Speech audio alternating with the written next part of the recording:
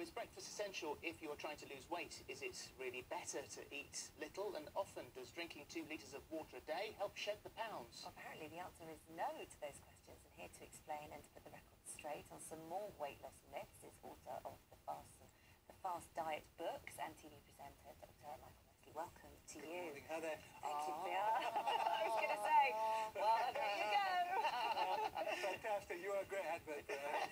You are a great advert. Yeah. Well, the 5-2 worked for me, let me say. I want to say, before we get into these myths, actually, that for me it's a lifestyle thing, and I feel better for it. I like the science behind it, which is why I don't diet. I'm not a dieter. Didn't think I was that overweight, actually. But I like the science. I've actually shrunk the stomach now, so I have to think consciously about not losing any more. Yes, I mean, the same thing in a way happened to me. Well, I went down from about 14 stone down to about 12 stone, then down to about 11 stone. Then my wife said, you're looking a little bit gaunt, you need a bit of fat there, nature's Botox, if you like. So I went back up to 12 stone. It's actually quite easy to adjust, but you do need to watch yourself. Right, let's go through the myths. Always eat breakfast. Yeah, sadly, not true. Now, I thought it must be true. I love breakfast. Does it kickstart your metabolism? Sadly, not at all, no. I mean, I would recommend kids eat breakfast because they need to get the concentration. And I would also recommend they eat a protein-rich breakfast. So if you can persuade them to eat eggs or indeed bacon in the morning, it's probably going to be better than... So a lot of people would find that quite shocking that that's processed meat. Processed meat, not so great, but obviously a bit of bacon here and there isn't going to hurt you. A bit of ham. So not every day. Fish. You know, I have kippers in breakfast, really filling. And things like that, and there's a lot of good evidence that the protein for breakfast will keep you fuller for much longer. Doesn't matter how many eggs you eat in a week? 2 scrambled, doesn't matter, not at all. One of those great myths, eggs raise your cholesterol, terrible, terrible idea, turned out to be completely untrue. Really? And they still persist. Lots of these myths still persist. We're lied to so much. Well, people base it on the knowledge they have at the time, and then the knowledge moves on. The trouble is... we don't catch up. People don't catch up, and even the doctors don't catch up. Okay, water. 2 litres of water a day can help with weight loss. No.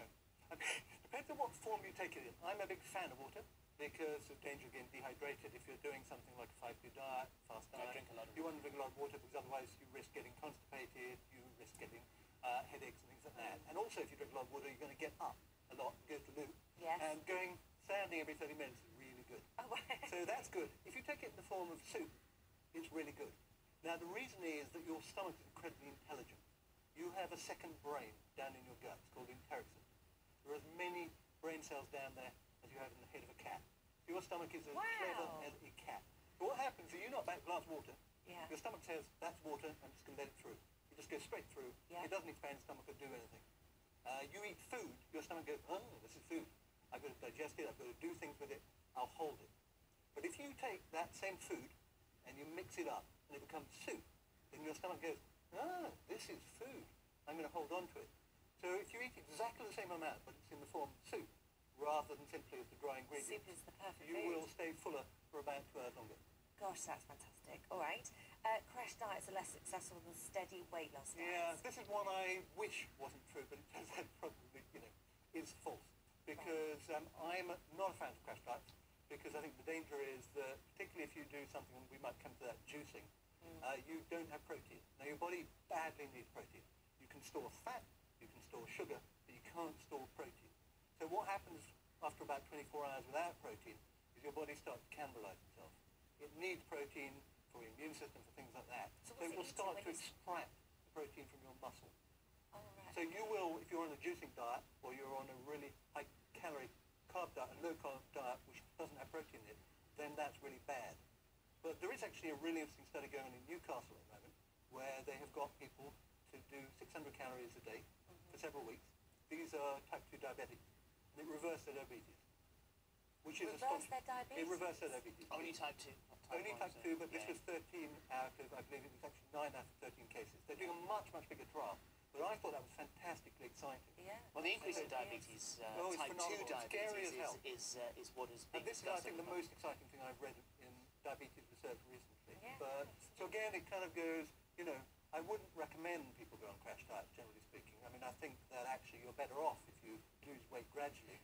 There's no lie that we are, as a nation, we are sort of getting fatter, aren't we? We're more accepting to sort of seeing fat people walking around. It just, clothes sizes seem to be getting bigger. Indeed. And diabetes is doing that. Yeah. Because actually, the problem is, particularly if you have fat around your gut, then it leads to something called metabolic syndrome, which puts you at much, much greater risk. And And as an ambassador for Diabetes UK, I've got to say we're talking about type 2 diabetes, Type 2 not type absolutely. 1 diabetes, Yes. which is an entirely different affair. Nothing you can do about that.